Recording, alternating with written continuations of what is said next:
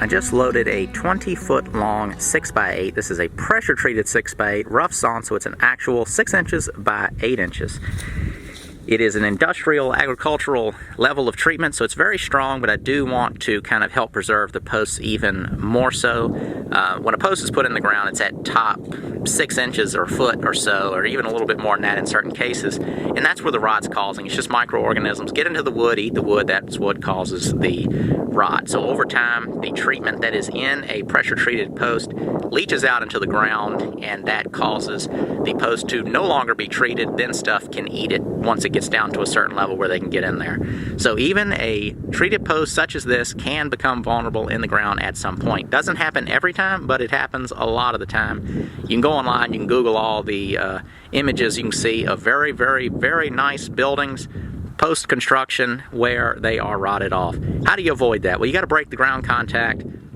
So I got online, looked around, and this was the best solution that I found. This is a post protector. It is basically, or is, a plastic sleeve that slips over your post, and that removes ground contact. So we've got a very strong treatment in this post.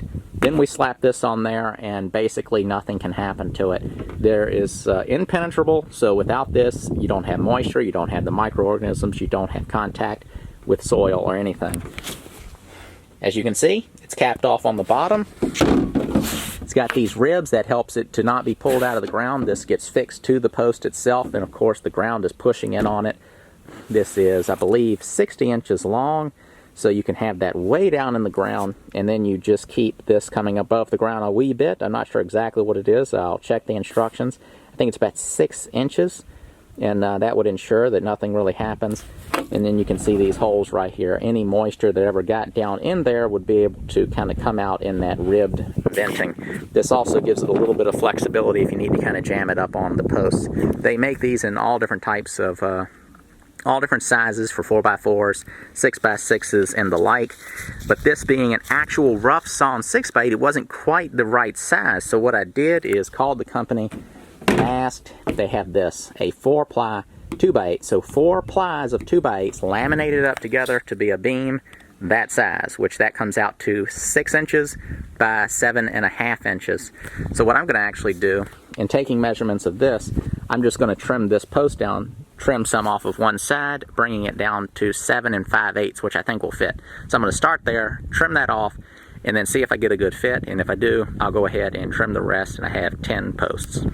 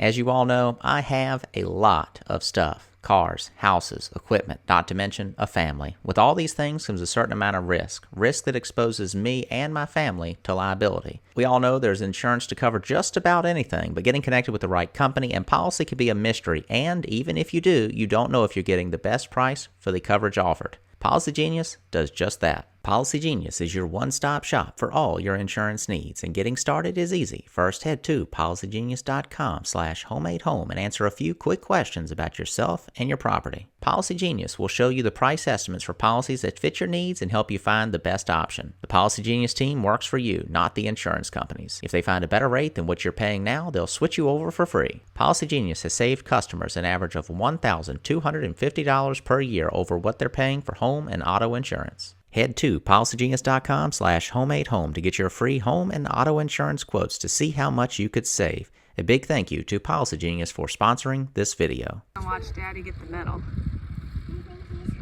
Look, he's lifting it up. Ooh, that looks a little scary to me. Uh-oh, I don't want it to blow off. I think Daddy should strap him up.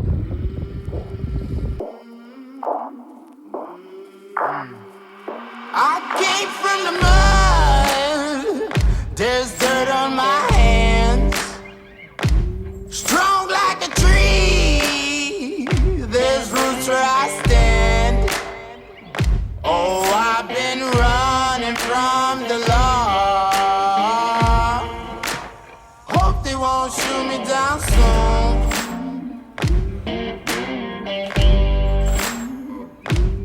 They sing on a sleepless night. Try to catch me howling at the moon.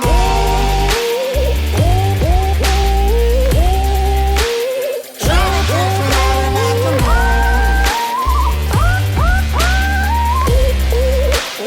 Try to catch me howling at the moon.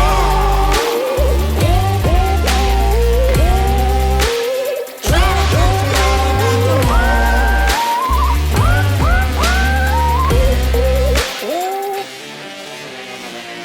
When it rains, it pours. Water's up to my chin. Won't stop fighting to the very end. Many men try to reach it. Many men have failed. Well, if you wanna get to heaven, you gotta raise a little hell. And I've been running from the law. Hope they won't shoot me down soon.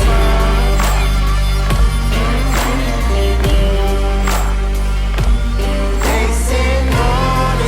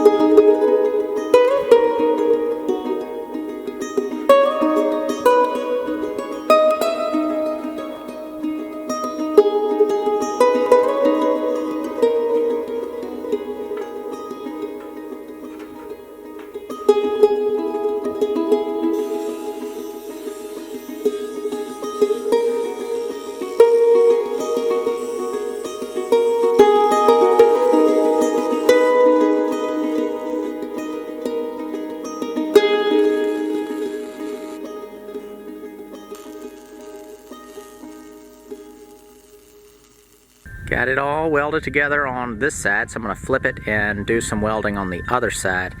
Where it's sitting on this, all the welding was on one side, so if I flipped it up on its edge one time and it's kind of bowed, so I think the welding on the back side is going to kind of straighten some of that out, hopefully.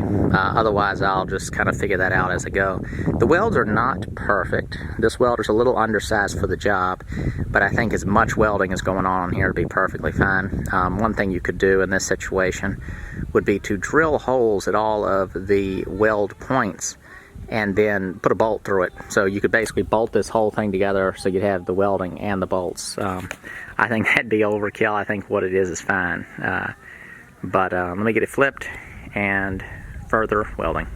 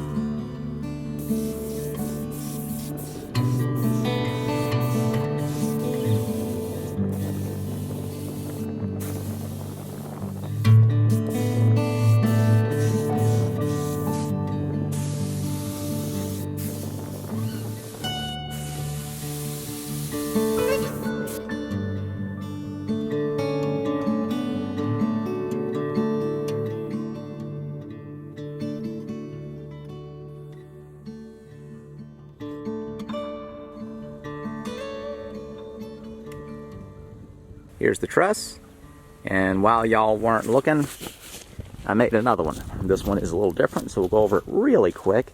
It's the same basic thing as far as angle iron and zigzaggy pieces and some vertical pieces, but this is two sides. This is basically two sandwiched together, one on top of the other one. You can see the two pieces. So I just made them, made the first one, and then made the second one right on top of it, and then welded them together and did a slightly different thing just welded a big piece of angle iron onto the end. This will sit on top of the post. So it just kind of came down to the materials that I had, and there was a mishap in the ordering, so I had some, so I just made it this way. I wish I would have made the other one this way. I think this exact same design extended would have been perfectly fine. It was a lighter weight material to handle the whole time, and the warping that occurs from welding is countered because you're putting two of them together. So when you sandwich them together, one warped one way, one warped the other way, put them together, it was pretty much just, it's dead straight now when it stood up on its edge, and it's much stiffer kind of when it's on its edge, side to side, from flexing like that. So we're actually going to put this one up first, and then the next one. So I need to stand up another pole, and then start to kind of figure out how I'm actually going to attach it.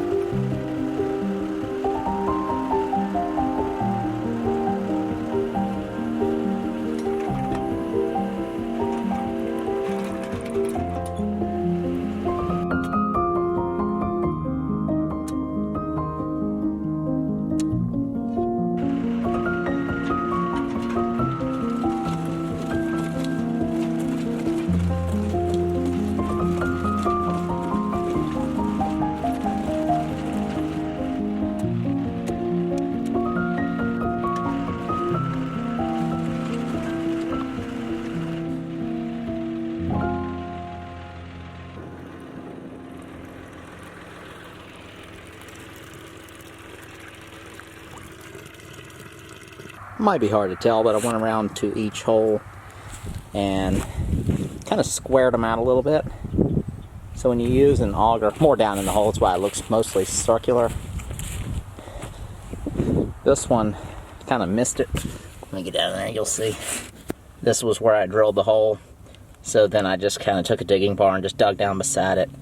And then I ended up just sticking the auger down beside it, and then using post hole diggers to get the loose dirt out. And then using the back side of the digging bar, I tamped the bottoms flat. So this is an example. This one went in the right spot, but I just kind of squared out those corners. So whichever way the hole kind of leaned, this one went pretty straight. But you can see with my pencil marks there, that's pretty much looking straight down. It makes it look like my line's way this way, but it's, you know, I've got about 1 inch or so of clearance. So basically, the post, corner of the post is at this little knot I've tied onto the string, so the post will go 6 inches and then 8 inches. Same thing here, 8 inches, then 6 inches.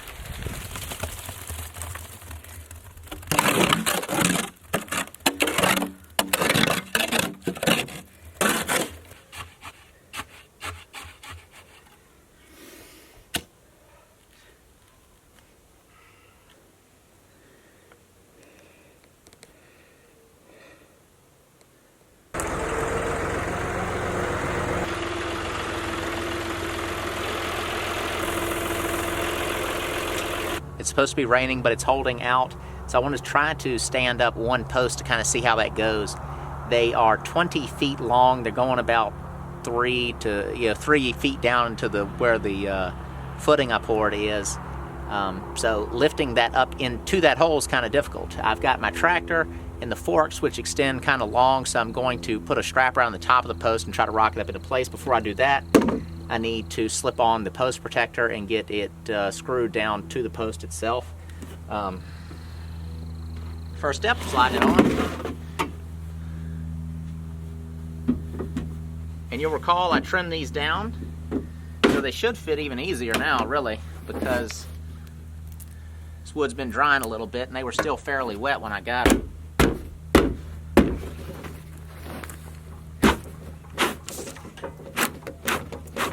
A couple of the posts I kind of made a little bit tighter than I probably should have. You want it to where I think it slides on with ease. You don't want gaps around it, but this is what I found kind of works good. I was kind of thrusting into it, but that's a little rough on me. So I think just taking a board,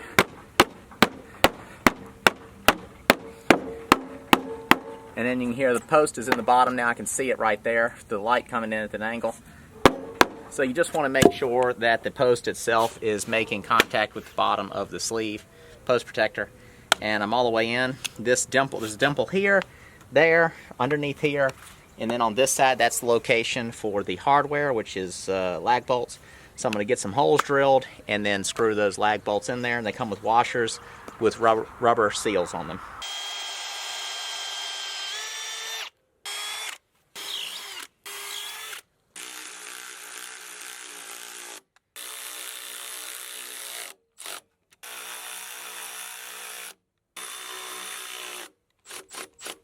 Alright, this is going to be the part that I'm nervous about.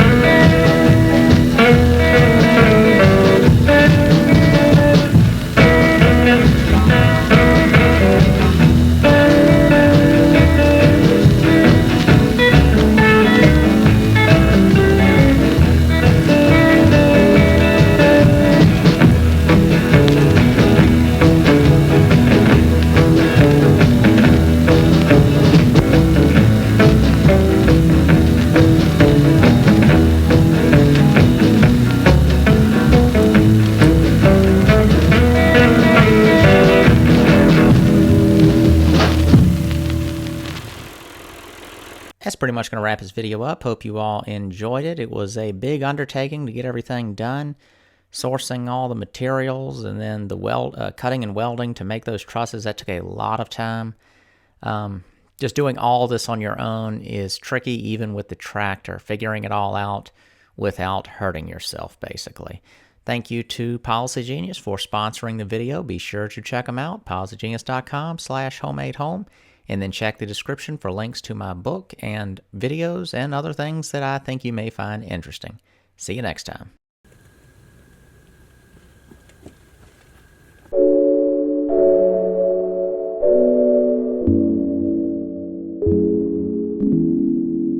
you.